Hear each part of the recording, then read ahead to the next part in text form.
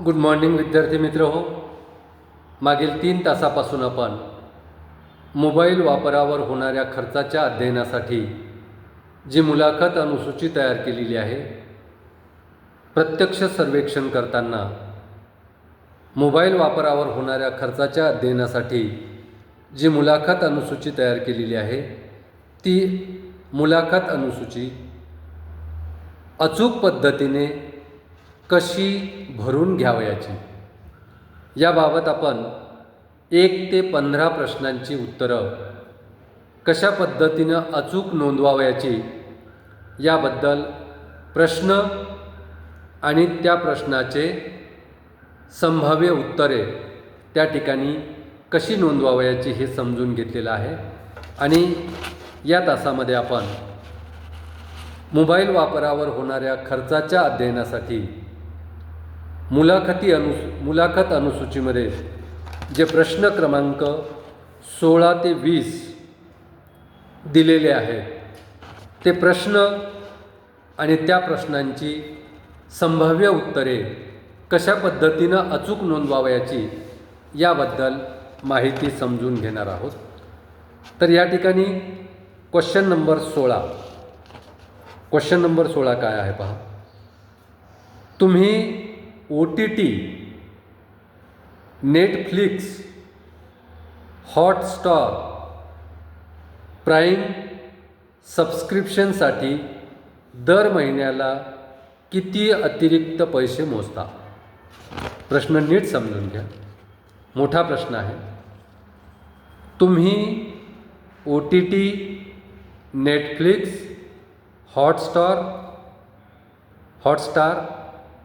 Prime सबस्क्रिप्शनसाठी दर महिन्याला किती अतिरिक्त पैसे मोजता? म्हणजे तुम्ही OTTसाठी, नेटफ्लिक्ससाठी, हॉटस्टारसाठी या प्राईम सबस्क्रिप्शनसाठी दर महिन्याला किती अतिरिक्त पैसे मोजता? त्याबाबतचे 4 पर्याय पण खाली दिलेले आहेत. ₹200पेक्षा कमी पहिला पर्याय. दुसरा पर्याय आहे ₹200 ते 400. तिसरा पर्याय आहे ₹400 ते 600. आणि चौथा पर्याय आहे ₹600पेक्षा अधिक. तर पहा, आपण मुलाखत घेत आहोत. मुलाखत देणाऱ्या व्यक्तीला, उत्तरदात्याला आपण प्रश्न विचारत आहोत. या अनुसूचीमधील 16वा प्रश्न तो आहे, तुम्ही OTT, नेटफ्लिक्स, हॉटस्टार, प्राईम सबस्क्रिप्शनसाठी दर महिन्याला किती अतिरिक्त पैसे मोजता? पहिला पर्याय 200पेक्षा कमी. दुसरा पर्याय ₹200 ते 400. तिसरा पर्याय ₹400 ते 600. आणि चौथा पर्याय ₹600पेक्षा अधिक. यापैकी उत्तरदात्याने जर उत्तर दिलं की 200पेक्षा कमी, दर महिन्याला OTTसाठी 200पेक्षा कमी खर्च होतो, तर पहिला पर्याय राईट करायचा. त्यांनी सांगितलं की दर महिन्याला ₹200 ते 400 खर्च होतात, तर दुसरा पर्याय 200 ते 400 राईट करायचा. त्यांनी सांगितलं की दर महिन्याला 400 ते 600 खर्च करतो, तर तिसरा पर्याय ₹400 ते 600 याला टिक करायचं.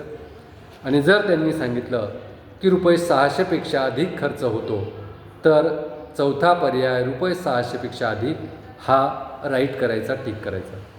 अशा पद्धतीनं 16व्या प्रश्नाची अचूक माहिती, 16व्या प्रश्नाची अचूक जी उत्तरदात्याने माहिती दिलेली आहे, ती आपल्याला आपल्या स्वतःच्या हाताने मुलाखत अनुसूचीमध्ये नोंदवावयाची आहे.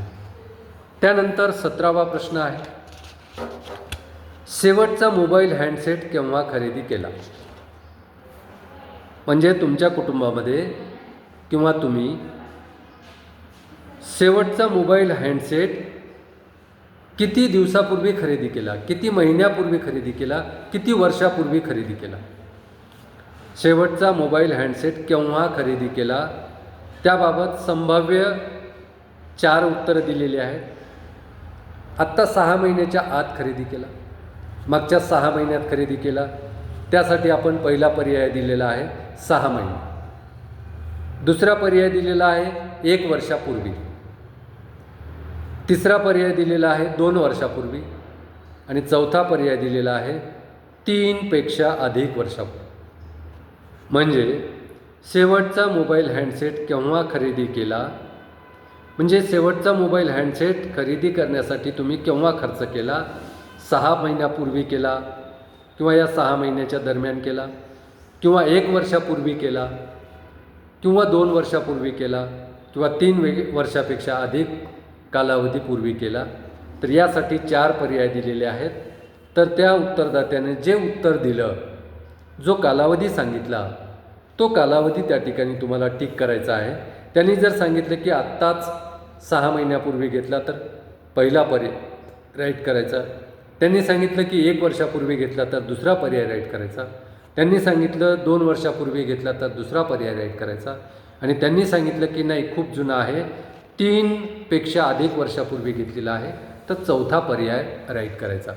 अशा पद्धतीनं 17व्या प्रश्नाचं उत्तर आपल्याला अनुसूचीमध्ये योग्य पद्धतीनं नोंदवावयाचं आहे, अचूक पद्धतीनं नोंदवावयाचं आहे. कारण ही माहिती जर तुम्ही अचूक पद्धतीने नोंदवली आणि त्या माहितीच्या आधारे विश्लेषण करून काढलेले निष्कर्ष अचूक येऊ शकतात. अन्यथा माहितीच चुकीची असेल तर त्यावर आधारित काढलेले निष्कर्षसुद्धा चुकीचे येऊ शकतात. त्यानंतर क्वेश्चन नंबर 18, नवीन मोबाईल खरेदी करताना किती बजेट असते? तुम्ही जेव्हा नवीन हँडसेट खरेदी करता, नवीन मोबाईल खरेदी करता, तेव्हा तुमचं बजेट किती असते? यावरून तुमच्या लक्षात येईल की मोबाईल हँडसेटवर करण्यात येणारा व्यक्तीचा खर्च किती असतो. त्यामुळे आपण या अनुसूचीमध्ये 18वा क्वेश्चन टाकलेला आहे, तो म्हणजे नवीन मोबाईल खरेदी करताना किती बजेट असते. आपण पर्याय दिलेला आहे रुपये 10,000पेक्षा कमी. गरीब कुटुंब असेल, मोबाईलची फारशी गरज नसेल, तर त्याचं बजेट कमी असते, म्हणून आपण पर्याय टाकला पहिला 10,000 रुपयापेक्षा कमी. दुसरा पर्याय आहे 10,000 ते 20,000च्या दरम्यान. तिसरा पर्याय आहे 20,000पेक्षा अधिक. तर 3 पर्याय दिलेले आहेत. नवीन मोबाईल खरेदी करताना किती बजेट असते? 10,000पेक्षा कमी असेल तर पहिला पर्याय राईट करायचा, 10,000पेक्षा कमी.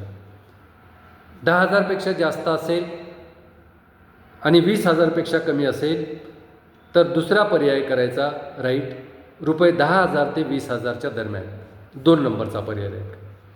आणि जर नवीन मोबाईल खरेदी करताना बजेट जर 20,000च्या वर असेल तर तिसरा पर्याय आपण दिलेला आहे 20,000पेक्षा अधिक. अशा वेळी तिसरा पर्याय आपल्याला राईट करायचा आहे, तो म्हणजे 20,000पेक्षा अधिक. यावरून तुम्हाला लक्षात येईल की किती उत्तरदात्यांचं नवीन मोबाईल खरेदी करताना बजेट हे 10,000पेक्षा कमी असतं. किती उत्तरदात्यांचं बजेट नवीन मोबाईल खरेदी करताना 10 ते 20,000च्या दरम्यान असतं आणि किती उत्तरदात्यांचं उत्तर हे नवीन मोबाईल खरेदी करताना 20,000पेक्षा जास्त असतं. यावरून तुम्हाला मोबाईल वापरावर होणाऱ्या खर्चाचा अंदाज घेता येतो. म्हणून हा आपण 18 नंबरचा प्रश्न टाकला होता. नवीन मोबाईल खरेदी करताना किती बजेट असते? त्यांनी जे बजेट सांगितलं त्यानुसार तुम्हाला योग्य तो पर्याय त्या ठिकाणी टिक करायचा आहे. त्यानंतर क्वेश्चन नंबर 19, मोबाईल रिचार्ज महागल्यामुळे तुमचा वापर कमी झाला आहे का? अलीकडे मोबाईल रिचार्ज महागलेला आहे. मोबाईल रिचार्ज पूर्वी स्वस्त होता, आता मोबाईल रिचार्जचे दर वाढलेले आहेत. मग मोबाईल रिचार्जचे दर वाढल्यामुळे तुमचा मोबाईल वापर कमी झाला आहे का? कारण खर्च वाढतो. मोबाईल रिचार्जचा खर्च वाढल्यामुळे मोबाईलचा वापर जर वाढला तर खर्च वाढतो. मग त्यामुळे आपण प्रश्न टाकला की मोबाईल रिचार्ज महागल्यामुळे तुमचा वापर कमी झाला आहे का? जर त्यांनी होय असं उत्तर दिलं तर होयला राईट करायचं आणि जर नाही असं उत्तर दिलं तर नाहीला राईट करायचं. आणि यावरून तुम्हाला या 19व्या प्रश्नावरून तुम्हाला असं लक्षात येईल की किती व्यक्तींचा मोबाईल रिचार्ज महागल्यामुळे मोबाईलचा वापर कमी झालेला आहे आणि किती व्यक्तीचा मोबाईल रिचार्ज महागल्यामुळे सुद्धा मोबाईल वापर कमी झालेला नाही. याबद्दलचा महत्त्वपूर्ण निष्कर्ष तुम्हाला या 19व्या प्रश्नावरून काढता येतो. म्हणून मोबाईल रिचार्ज महागल्यामुळे तुमचा वापर कमी झाला आहे का या प्रश्नाचं उत्तर जर उत्तरदात्याने होय असं दिलं तर होयला राईट करायचं आणि उत्तरदात्याने या प्रश्नाचं उत्तर नाही असं दिलं तर नाहीला राईट करायचं. अशा पद्धतीनं 19व्या प्रश्नाची अचूक माहिती आपल्याला अनुसूचीमध्ये नोंदवावयाची आहे. त्यानंतर या अनुसूचीमधला शेवटचा प्रश्न, QR कोड पेमेंट्सद्वारे दर महिन्याला किती खर्च होतो. आजकाल ऑनलाईन ट्रान्झॅक्शन वाढलेले आहे, चिल्लरचे प्रॉब्लेम्स येतात. मग अशा वेळेस त्या ठिकाणी ऑनलाईन पेमेंट जास्त प्रिफर केलं जाते. म्हणून आपण 20वा प्रश्न टाकलेला आहे की QR कोड पेमेंट्सद्वारे दर महिन्याला किती खर्च होतो. कारण आजकाल आपण कुठेही गेलं तरी फोनपे करतो किंवा QR कोडने पेमेंट करतो. मग QR कोड पेमेंट्सद्वारे दर महिन्याला किती खर्च होतो असा प्रश्न टाकला. उदाहरणार्थ दर महिन्याला ₹10,000पेक्षा कमी हा पहिला पर्याय दिला. दुसरा पर्याय दिला ₹10,000 ते 20,000 आणि तिसरा पर्याय दिला ₹20,000पेक्षा जास्त. तुम्ही हा प्रश्न विचारल्यानंतर QR कोड पेमेंट्सद्वारे दर महिन्याला किती खर्च होतो, त्या व्यक्तीनं जर सांगितलं की दर महिन्याला 10,000पेक्षा कमी होतो तर पहिला पर्याय राईट करायचा. जर त्यांनी सांगितलं की 10 ते 20,000च्या दरम्यान होतो तर दुसरा पर्याय राईट करायचा. आणि जर त्यांनी सांगितलं की 20,000पेक्षा जास्त होतो तर तिसरा पर्याय राईट करायचा. अशा पद्धतीनं मोबाईल वापरावर होणाऱ्या खर्चाच्या अध्ययनासाठी जी मुलाखत अनुसूची तयार केलेली आहे त्या मुलाखत अनुसूचीमधील प्रत्येक प्रश्न उत्तरदात्याला विचारून उत्तरदात्याने जी माहिती दिलेली आहे ती माहिती प्रश्ननिहाय प्रश्नानुसार आपल्याला या अनुसूचीमध्ये अचूक पद्धतीनं नोंदवून घ्यावयाची आहे. तर या ठिकाणी विद्यार्थी मित्र हो आपण थांबूया. धन्यवाद.